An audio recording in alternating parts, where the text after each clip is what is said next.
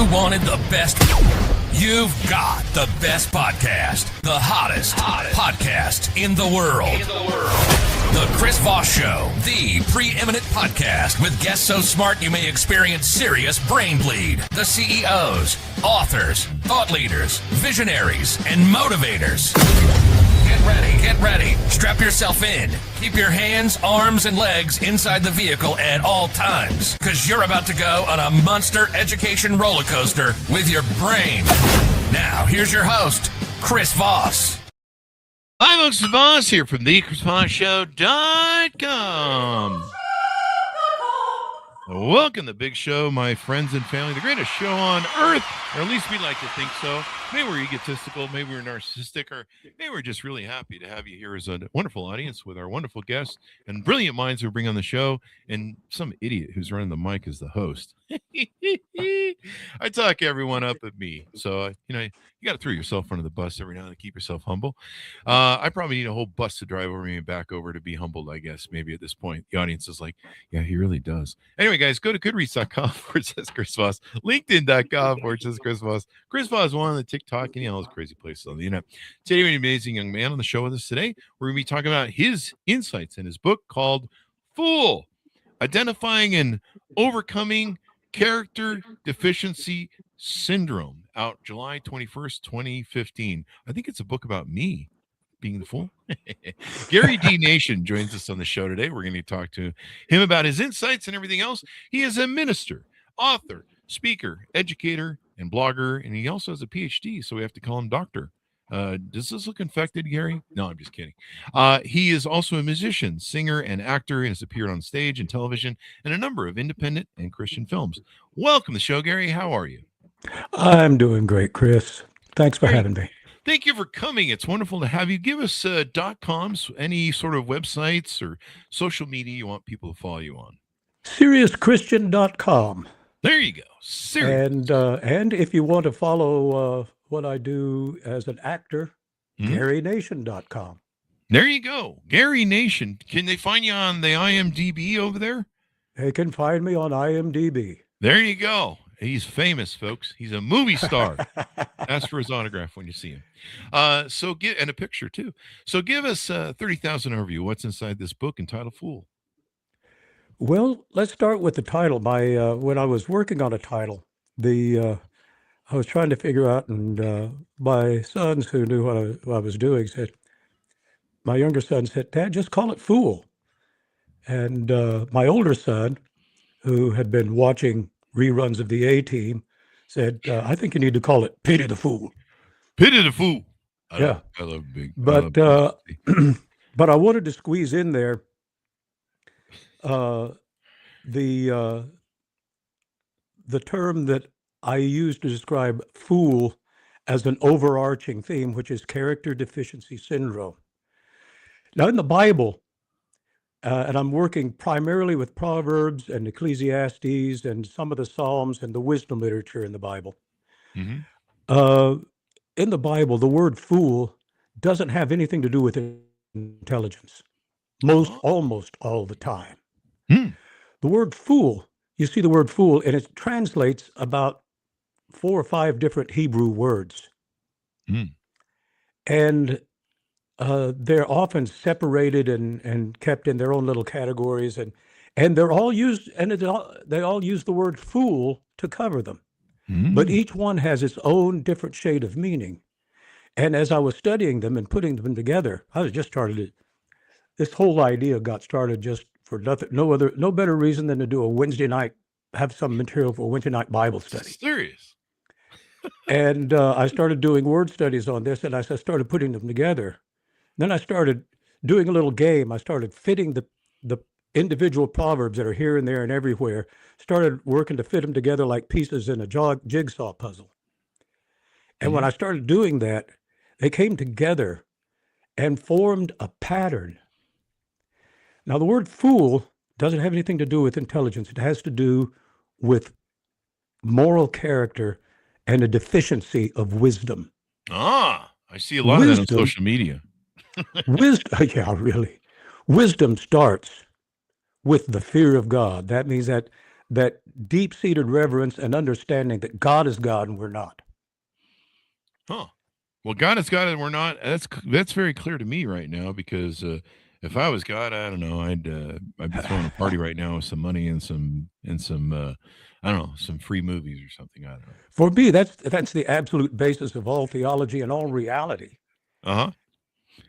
I'd be But to like start off there, running if you around don't start going, at that point, ah, then you move into folly, which is the understanding that God is God and we're not is the beginning point of character.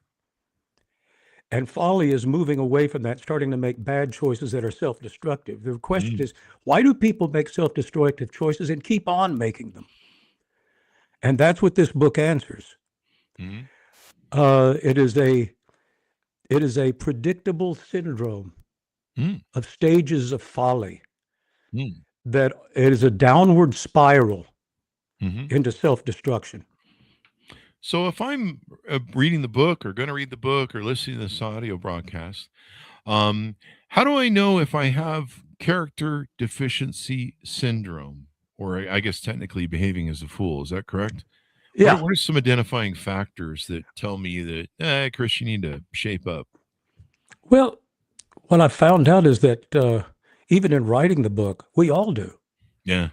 We all have some aspect of folly that we're pursuing in our lives, something that is in rebellion against God, is against God's law, against God's wisdom, his principles.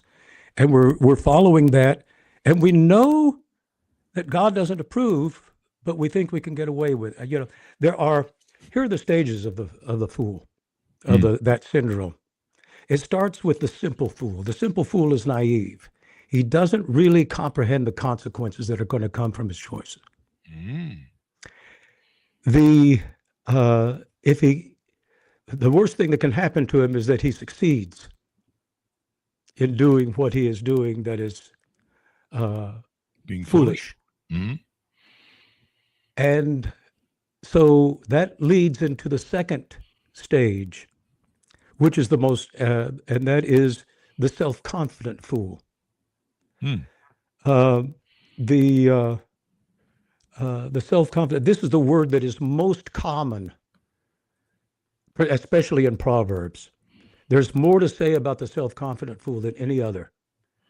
And he is absolutely, I'll go through this material in a conference or seminar, and I'll be getting to this category of fool, and I'll start a rundown of the different characteristics, and I'll stop just before I get to the end of it. How many of you already have somebody in mind right now that you know that fits this cat? And almost everybody raises their hands. This is the most annoying person you know.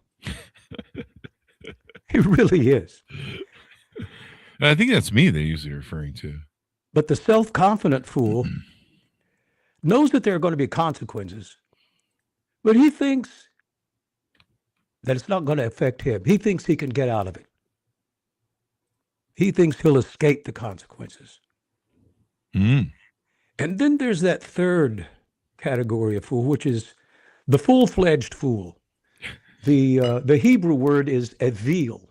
Avil. Which we see it spelled out in English. It spells evil, but that's purely coincidental. There has nothing to do with it. Okay. But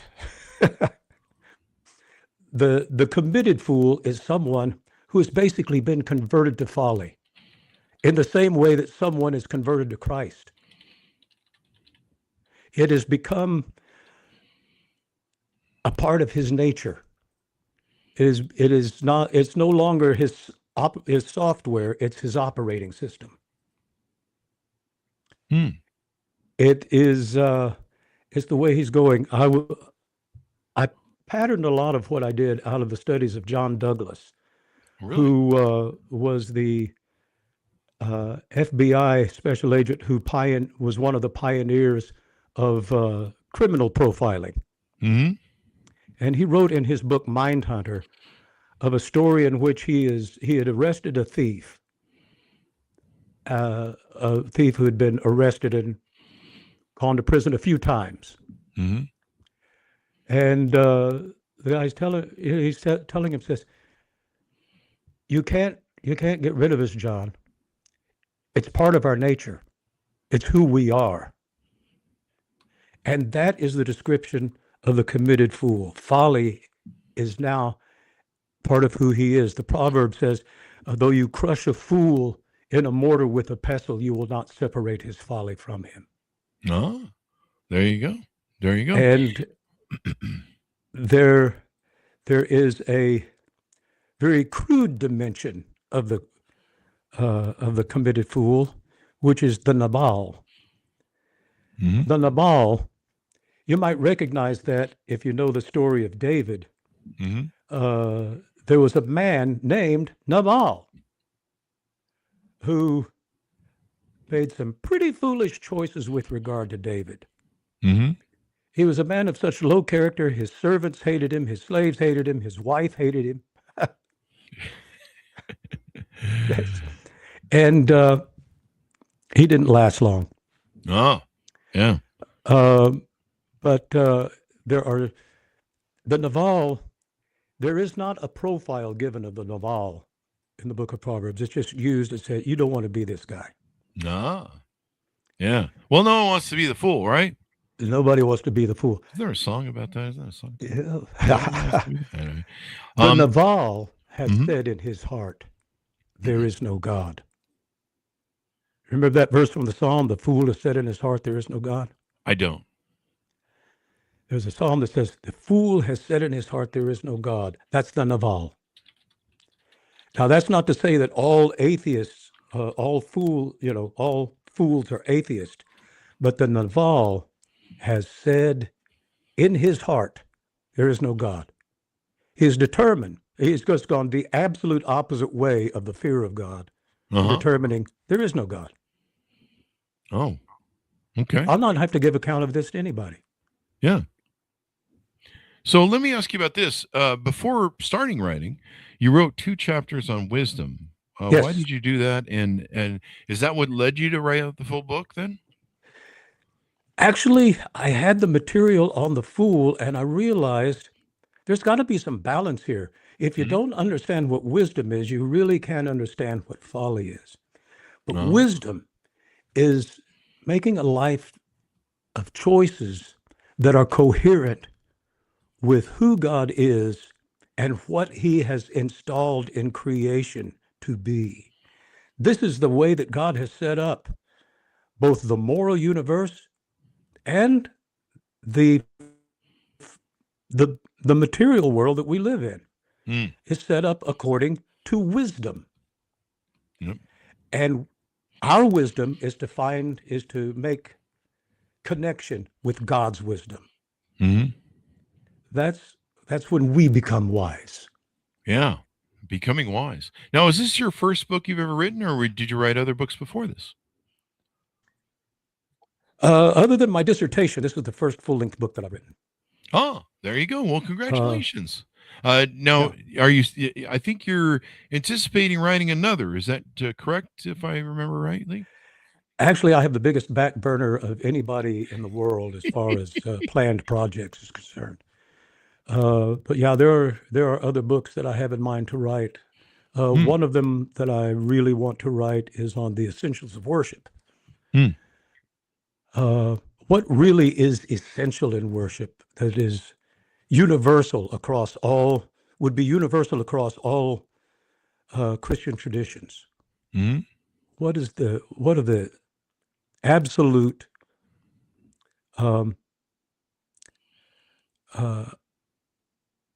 irreplaceable essentials of worship? Mhm. And so I would like to write a book on that. There are some other things I'd love to write on. There you go. Well, that might be a really good book to take and cover, and extend out the series of what you've talked about here, so that you can more in depth the details there. You pointed out in the book both folly and wisdom are personified in Proverbs as women in the marketplace. What is that comparison about? And the comparison and the contrast is striking. First of all, the comparison, both wisdom and folly are depicted as women. Now, Solomon did this deliberately. Mm-hmm. He wanted, there are so many who accuse, and Solomon, of course, you look at his personal life, you could certainly accuse him of sexism. There are so many who accuse the Bible of sexism, but it's not there. Huh.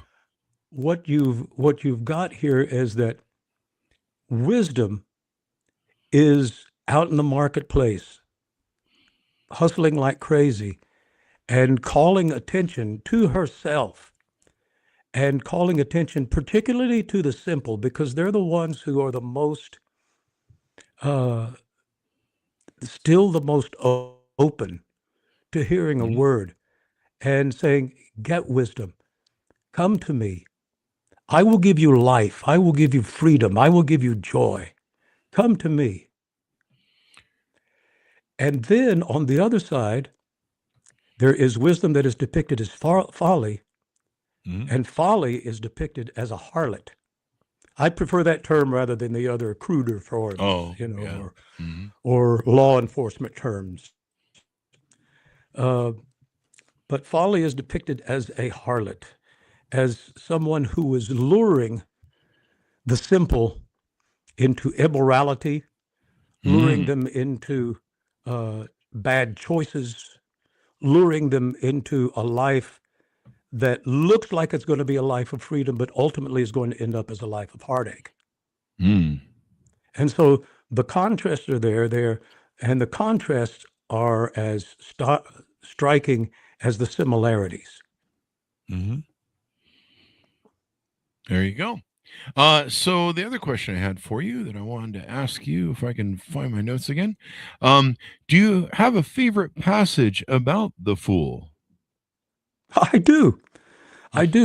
There is a whole biblical passage. There's a whole chapter in Proverbs.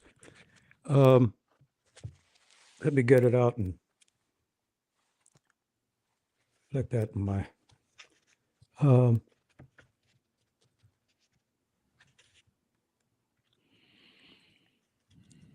Which I call the Fool's Essay. Mm-hmm.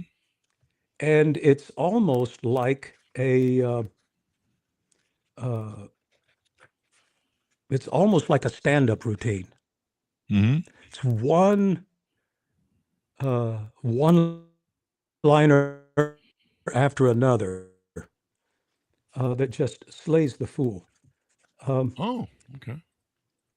Let a bear robbed of her cubs meet a man rather than a fool in his folly. Oh, well. Luxury is not fitting for a fool. Now, I say this as like a stand-up routine. I think if we get away from the idea that the Bible is holy, that we're talking about religious literature and all of this, I think this is hilarious. I Mhm. think that the people of that time would have read this and have been laughing through the whole thing. Mm. Luxury is not fitting for a fool, much less for a servant to have rule over princes. As snow in summer and as rain in harvest, so honor is not fitting for a fool. A Mm. whip for the horse, a bridle for the ass, and a rod for the fool's back. Mhm. Answer not a fool according to his folly, lest you also be like him. Answer a fool according to his folly, lest he be wise in his own conceit. He who sends a message by the hand of a fool is cutting off his feet and drinking poison. As the legs of the lame hang limp, so is a proverb in the mouth of fools. Mhm. As he who binds a stone in a sling, so is he who gives honor to a fool. That's an amazing proverb. You've got a sling. So you don't bind a stone in a sling. That's not what a sling's for. A sling is to let a stone go. You bind a stone in a sling, what is it going to do? It's going to come back and hit you in the face. That's what it is to give honor to a fool. Mm. As a thorn that goes into the hand of a drunkard, so is a proverb in the mouth of fools. Like an archer who wounds at random is he who hires a fool or any passerby. As a dog returns to his vomit, so a fool returns to his folly. And now here's the stinger. Mhm. You've got all of these things running down, and this is talking about the self-confident fool, the guy who I said, this is the most annoying person you know. Right? Mhm. At the end of it says, you see a man who is wise in his own eyes, there's more hope for a fool than for him.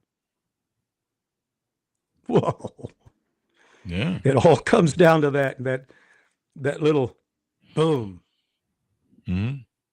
Said, you think you're smarter than this guy. You think you're better than this guy. Mm-hmm. Are you wise in your own eyes? There you go.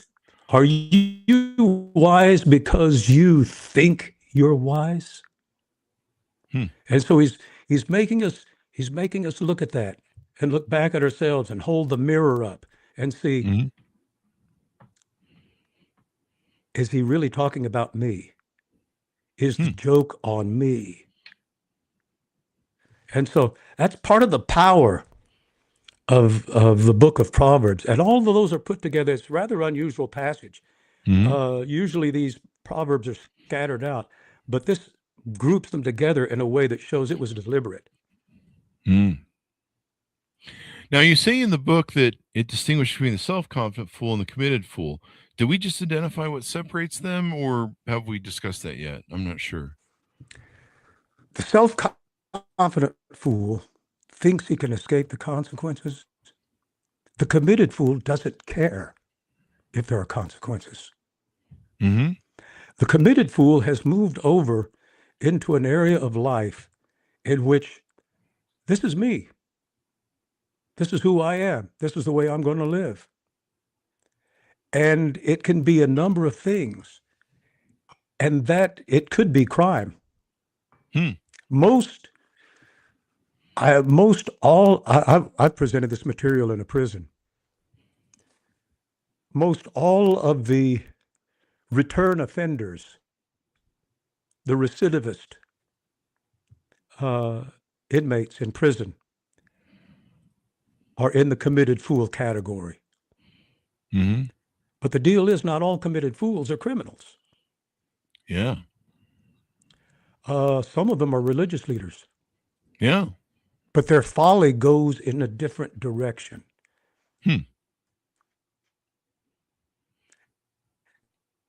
Interesting. They live their religious profession. Out of all the fools, what's the worst kind of fool? There is a terminal aspect of folly, and that is the scorner. Now, that's what he's called in the King James Bible, and I prefer to use that. The modern translations usually use scoffer or some similar word to that, but I like the more archaic word scorner, because at the root of the Hebrew word is lutz. At the root meaning of that word is to scorn and to be scornful. And the scorner is someone who has gone beyond not caring that there are consequences. The scorner wants everybody else to be like him. And will be an evangelist for his folly. The scorner is, I think, I have seen, there's a lot of discussion in the Gospels about Jesus, one of Jesus' most controversial teachings, and that is the so-called unforgivable sin. When Jesus told his disciples, whoever blasphemes the Son of Man shall be forgiven, but whoever blasphemes the Holy Spirit shall never be forgiven. And there's been a lot of discussion, a lot of kneading of that verse and trying to figure that out and going this and that. I find a lot of connection between what the wisdom literature calls the scorner and what Jesus is describing as someone who has blasphemed the Holy Spirit. There you go. That makes sense? Yeah, sure does. How does the gospel provide hope for turning one's life around, even after destroying it through folly and self-destructive choices? That's an interesting thing. Let's start with the simple fool.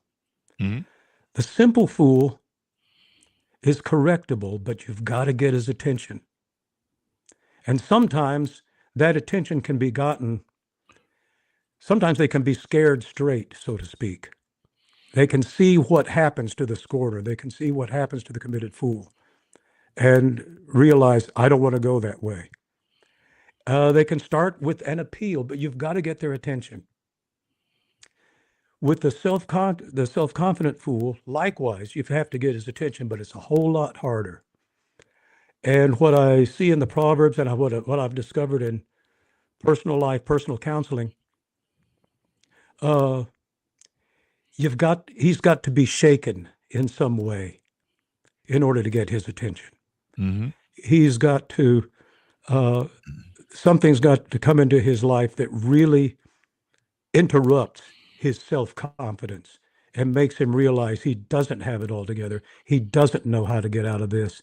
And he needs rescue. Mm-hmm. There you The go. committed fool is the hardest of all. And there is only one verse that I see in the entire, one passage in the entire scripture, and it's in a psalm. I can't bring the name of the psalm or the number of the psalm to mind right away, but it's in one of the hundreds. But there's a psalm that talks about how fools are brought to the extremity of their lives. And they cry out to the Lord, and he hears them and rescues them. Wow. But the committed fool really has to reach the extremity of their lives. What recovering alcoholics often call hitting bottom. Mm-hmm. They really have to reach the absolute extremity. The scornful fool, I don't see any hope for him. The grace of God is wide and deep, but the grace of God does not reach into unrepentance. Mm-hmm. And so the hope, but what the gospel brings is a new message of hope. This is not about just moral reform. Moral reform can happen in anybody's life. Almost anybody in these stages, especially these first two stages of character deficiency syndrome, almost anybody can get their lives cleaned up. Mm-hmm. But not everyone can be completely delivered from folly until they turn to the grace of God that is offered to us in Jesus Christ, who the New Testament says is the wisdom of God. And they start to draw, and the New Testament writers draw a connection between Jesus as the wisdom of God and wisdom as personified in the book of Proverbs. And there are theologians who make connections about that, and they have a good time with showing those connections. But Jesus Christ becomes our wisdom. And by faith in him, we connect with his wisdom, and we can receive his wisdom into our lives and begin our lives according to what God's pattern for us is. And it now becomes God's project in our lives to make us into the image of Jesus Christ. All right. That's what the real meaning of the commonly quoted verse Romans 8:28 is. For all